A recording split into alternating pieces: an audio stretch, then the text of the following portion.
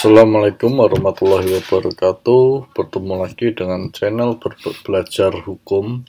Kali ini kita mau bahas tentang hukum kepailitan yang ada kaitannya dengan hukum ketenagakerjaan, yaitu judul yang akan kita mau diskusikan atau kita mau bahas adalah gugatan kepailitan oleh pekerja.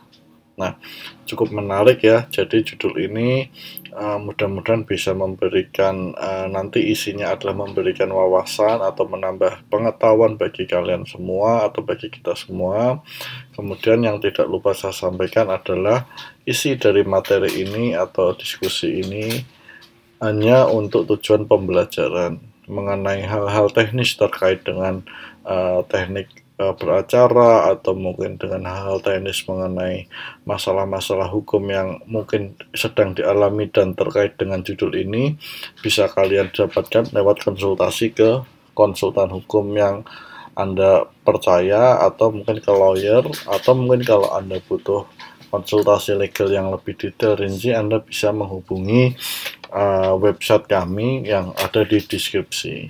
Nah, baik, sebelum masuk kita ke materi, saya mau menyampaikan ada sedikit hal terkait dengan teknologi chatbot atau artificial intelligence yang telah kami kembangkan dan kami share secara bebas, yaitu tentang smart lawyer ya.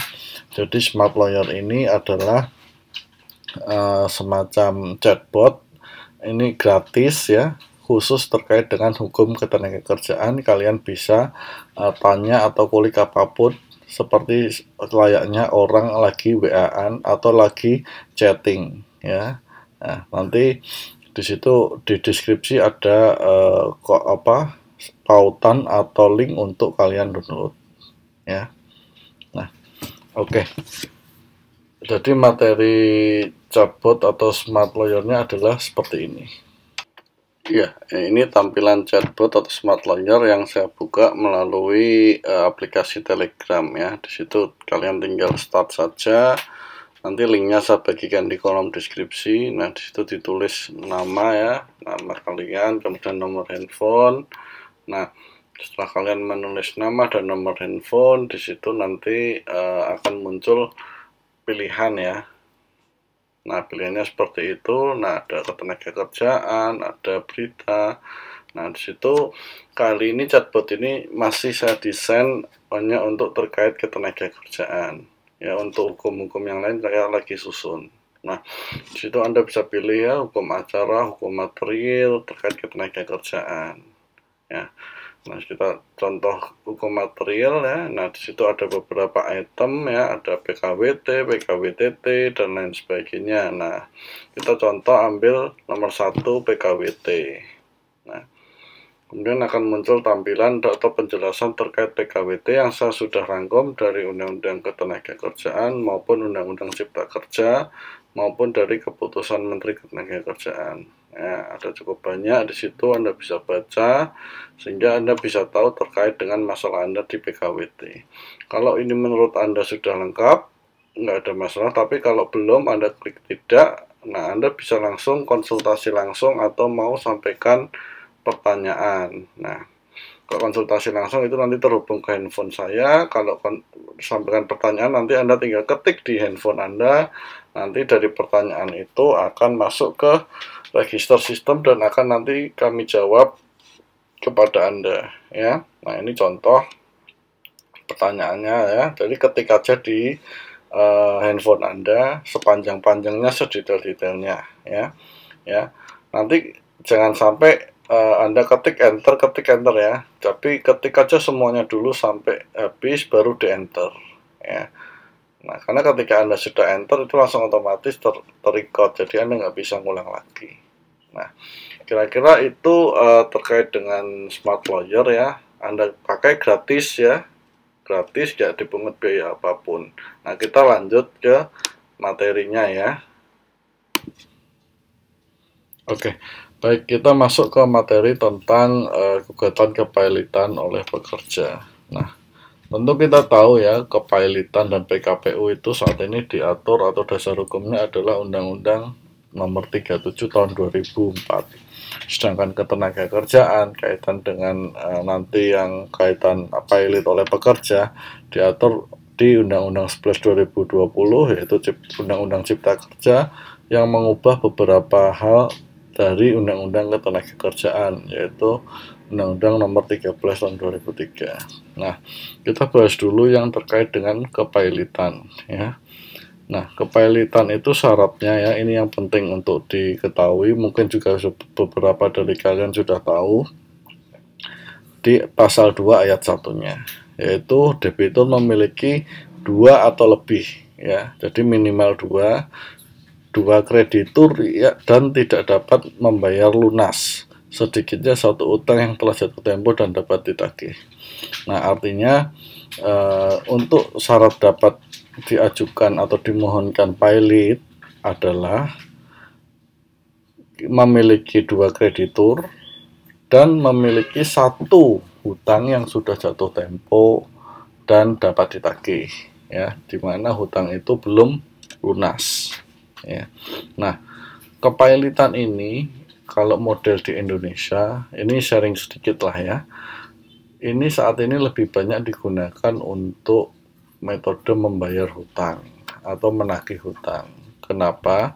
Ya, karena di hukum kepailitan atau di praktek kepailitan kita tidak mengenal adanya insolvency test, ya.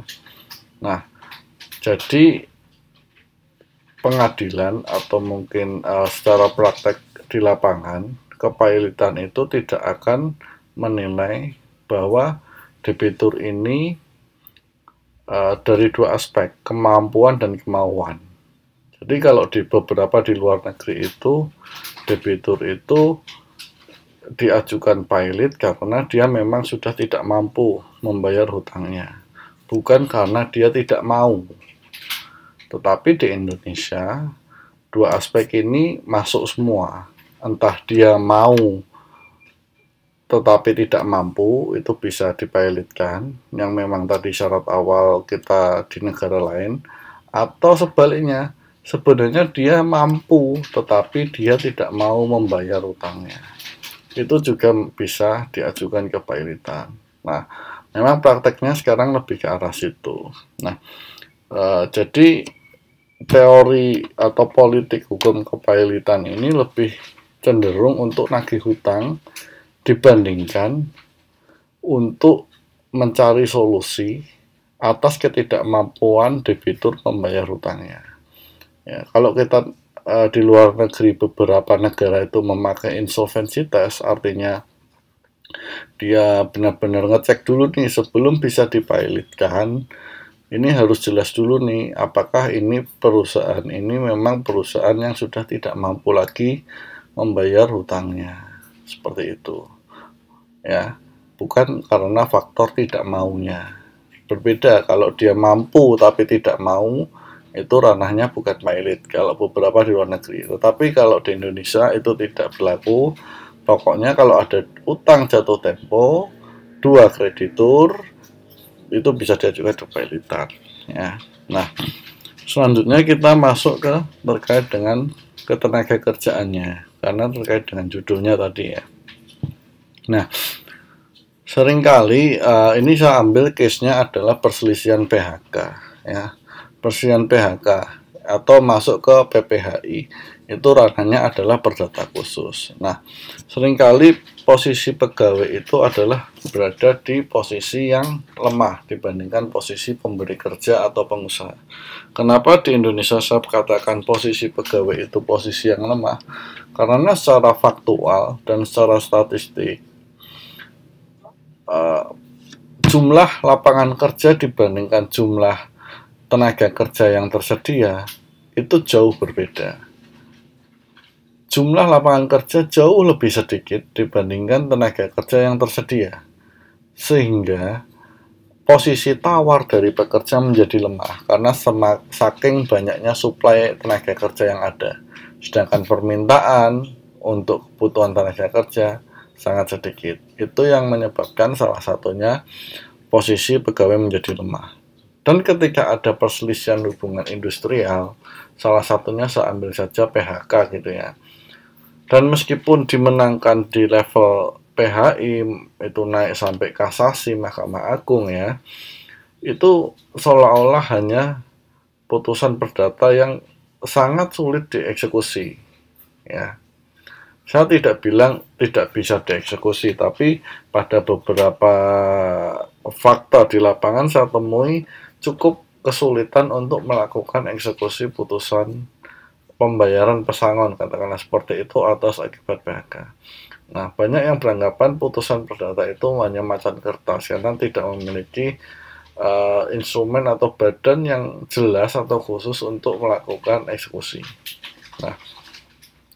Nah, akhirnya dari putusan-putusan PHI ini, beberapa orang atau beberapa lawyer itu menggunakan putusan PHI yang dikarenakan PHK, yaitu ada kewajiban perusahaan untuk membayar pesangon, itu masuk ke dalam ranah kepailitan.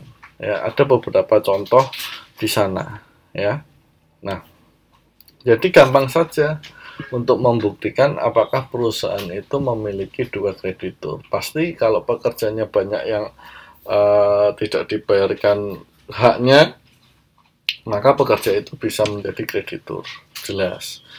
Kemudian apalagi ada putusan dari pengadilan bahwa perusahaan harus membayar sejumlah uang pesangon, UPMK, dan sebagainya. Nah, itu jelas adalah dianggap sebagai utang. Jadi pekerja atau mantan pekerja itu adalah kreditur dan si pengusaha itu adalah debitur. Utang bisa jatuh tempo dan bisa ditagih seketika dan belum dibayar.